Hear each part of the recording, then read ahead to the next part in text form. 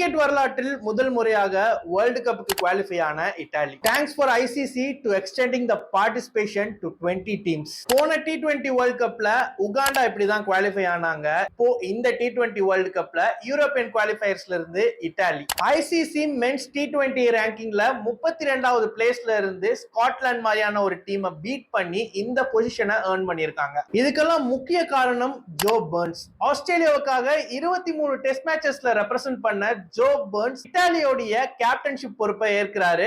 அவரோட சேர்ந்து Australian players, அதாவது ஆஸ்திரேலியால டொமஸ்டிக் கிரிக்கெட் விளையாண்ட நிறைய பிளேயர்ஸ் இத்தாலி கிரிக்கெட் டீம்ல ஜாயின் பண்ணி இப்போ இத்தாலியோடைய வேர்ல்ட் கப் ட்ரீமை பாசிபிள் ஆக்கியிருக்காங்க. அடுத்த வருஷம் இந்தியா அண்ட் ஸ்ரீலங்கால நடக்க இருக்க T20 வேர்ல்ட் கப்ல இத்தாலியையும் நம்ம பார்க்க இருக்கோம். சோ இங்க இருந்து இத்தாலி கிரிக்கெட் டீம் வேர்ல்ட் கப்ல ஒரு 2 மேட்சஸ் வின் பண்ணாலோ இல்ல ஒரு Italian player IPL contract sign பண்ணாலோ நான் ரொம்ப ஹாப்பியா ஃபீல் பண்ணுவேன். சோ T20 கிரிக்கெட்டை நம்ம நிறைய திட்டி இருப்போம். T20 ஃபார்மட் வந்த அப்புறம் டெஸ்ட் அண்ட் ஓடிஐ கிரிக்கெட் அவ்வளவு என்டர்டெய்னிங்கா இல்ல அப்படின்னு T20 கிரிக்கெட்டை நிறைய திட்டி இருப்போம். பட் இந்த ஃபார்மட் தான் கிரிக்கெட்டை வேர்ல்டு வைடா எடுத்துட்டு போயிருக்கு. இத்தாலியோடைய இந்த வெற்றி இத்தாலிக்கு மட்டும் கிடைச்ச வெற்றி கிடையாது, T20 ஃபார்மேட்டுக்கு கிடைச்ச வெற்றி அண்ட் ஆஃப் கோர்ஸ் கிரிக்கெட்டுக்கு கிடைச்ச வெற்றி.